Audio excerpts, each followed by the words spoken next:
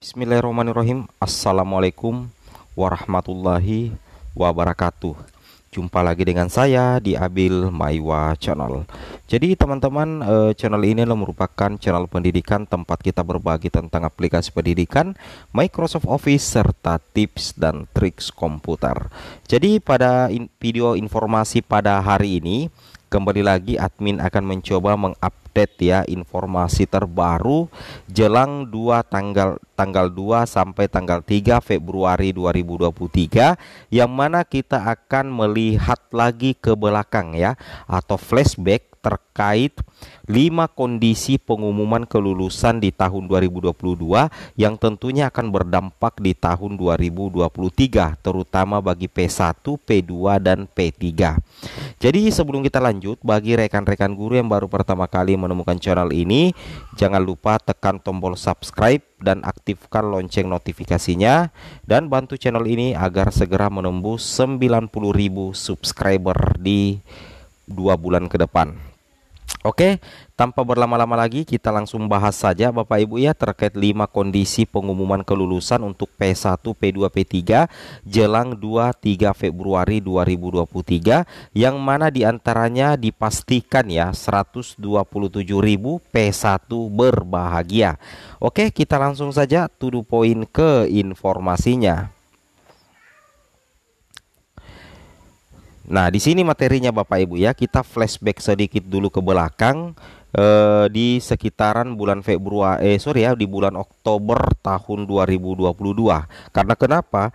Karena pengumuman yang ada di SSCASN tahun 2022, tepatnya di bulan Oktober, itu sangat menentukan langkah Bapak Ibu untuk resume nantinya di SSCASN tahun 2023. Jadi makanya di sini kita katakan 5 kondisi pengumuman kelulusan P3K untuk P1 sampai P4 jelang tanggal 2 hingga tanggal 3 Februari 2023. Maksudnya apa itu tanggal 2-3 Februari? Tanggal 2-3 Februari itu adalah pengumuman kelulusan final untuk P1, P2, P3, P4 untuk mendapatkan sekolah penempatan menjadi ASN.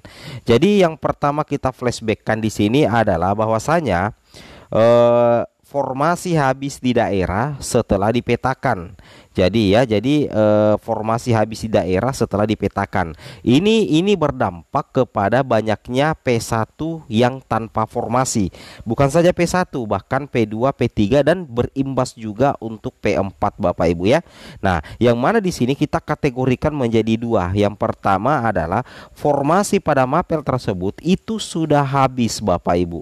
Sudah habis terisi oleh pelamar di atasnya, sehingga menyebabkan masuk klot untuk pengangkatan tahun 2023. Nah, yang jadi pertanyaan untuk kondisi yang pertama ini, kategori mana yang masuk? Bapak Ibu silahkan komen di kolom komentar ya. Nah, jadi untuk kondisi yang pertama ini, kategori yang masuk adalah ini Bapak Ibu. Silahkan dicek. Ini dia. Bukan ini ya, tapi ini. Nah, ini dia Bapak Ibu ya. Nah, di sini muncul keterangan kondisi pertama menyebabkan hal ini di SSCASN, yaitu mohon maaf, formasi pada instansi sudah tidak tersedia.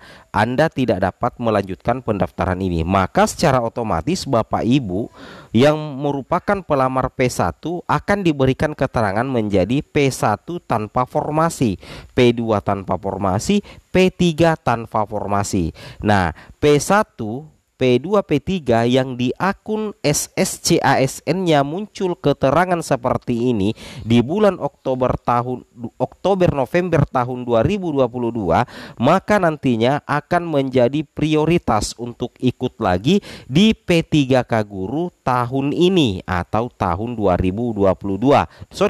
Tahun 2023, yang mana status prioritas P1 sudah terkunci di database. Nah, ini maksudnya ya. Jadi kalau keterangan Bapak Ibu seperti ini, nantinya Bapak Ibu akan menjadi peserta lagi di tahun 2023, tapi sudah tidak dites lagi Bapak Ibu ya. Sudah tidak dites lagi. Mudah-mudahan saja ya, sisa resum saja Bapak Ibu ya.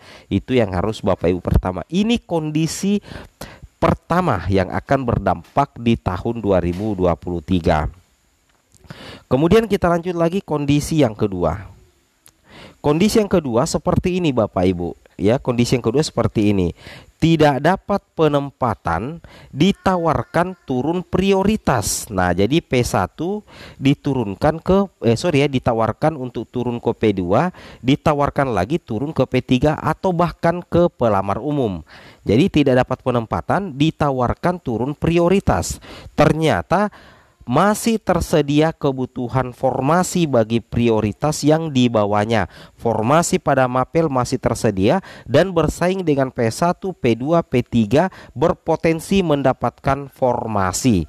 Nah, kondisi seperti ini bagaimana keadaan di akun SSCASN-nya? Maka keadaannya seperti ini Bapak Ibu. Nah, keadaannya seperti ini. Jadi Bapak Ibu yang mendapatkan notifikasi seperti ini di portal SSCASN-nya di tahun 2022 Oktober November, Anda tidak mendapatkan penempatan, Anda diperbolehkan untuk turun prioritas. Jadi ada dua kemungkinan.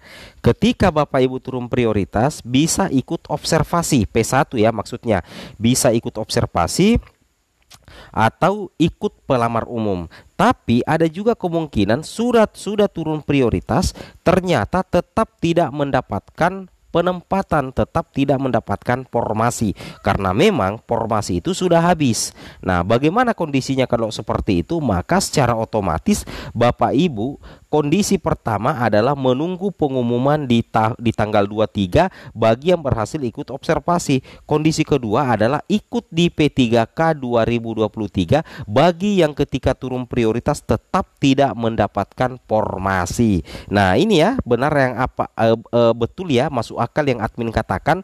Pengumuman SSCASN di Oktober November 2022 itu berdampak, berefek di P3K 2023 pasti Bapak Ibu ya, pasti. Nah, kemudian kita lanjut lagi. Di sini yang ketiga, menunggu penempatan pada formasi. Jadwal pengumuman dipastikan diangkat ASN untuk formasi 2022. Nah, inilah yang sangat diinginkan oleh seluruh guru honorer yang ada di Indonesia. Bagaimana di akun SSCASN Bapak Ibu itu menunggu penempatan dan jadwal pengumuman dipastikan diangkat ASN. Nah, bagaimana kondisi akunnya yang seperti ini? Seperti ini Bapak Ibu ya, kondisi akunnya seperti ini. Nah, kondisi akunnya seperti ini. Nah, Anda mendapatkan penempatan. Lokasi penempatan Anda akan ditetapkan pada saat pengumuman. Pertanyaannya, kapan lokasi penempatannya diumumkan? Itu kalau jadwal merujuk di jadwal Panselnas itu di tanggal 2-3 Februari. Tetapi tidak menutup kemungkinan ada perubahan dan insya Allah kami akan infokan lagi.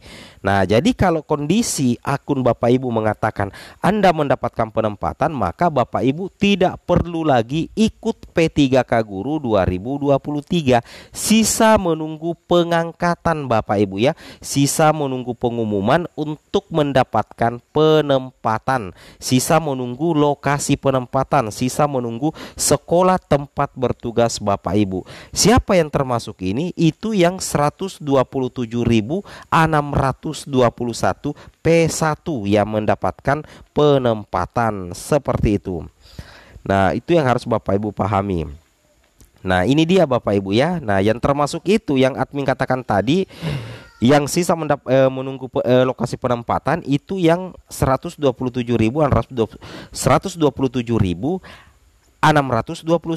Ini yang lolos di seleksi tahun 2022 dan akan mendapatkan penempatan di tahun 2023 tetapi tetap masuk formasi 2022. Nah, sudah jelas ya apa yang admin katakan. Jadi sangat pas ya, sangat pas apa yang kita bahas tadi. Kemudian yang keempat, turun prioritas. Dua kemungkinan, dapat formasi dan tidak dapat formasi. Tetapi ketika Bapak Ibu tidak dapat formasi, status P1 aman, ikut di P3K 2023. Tapi kalau dapat formasi berarti ikut observasi kemarin di bulan Desember, berarti sisa menunggu pengumuman juga di tanggal 2-3 Februari. Kemudian yang paling penting juga di sini adalah ijazah yang belum diverpal. Jadi bagi rekan-rekan guru yang belum verbal ijazahnya, itu wajib verbal Bapak Ibu ya di info GTK agar bisa resume untuk P1, P2, P3 tanpa formasi di P3K 2023. Jadi kalau misalkan Bapak Ibu tidak verbal, maka tentunya Bapak Ibu tidak bisa melanjutkan pendaftaran. Oke, semoga bermanfaat. Assalamualaikum warahmatullahi wabarakatuh.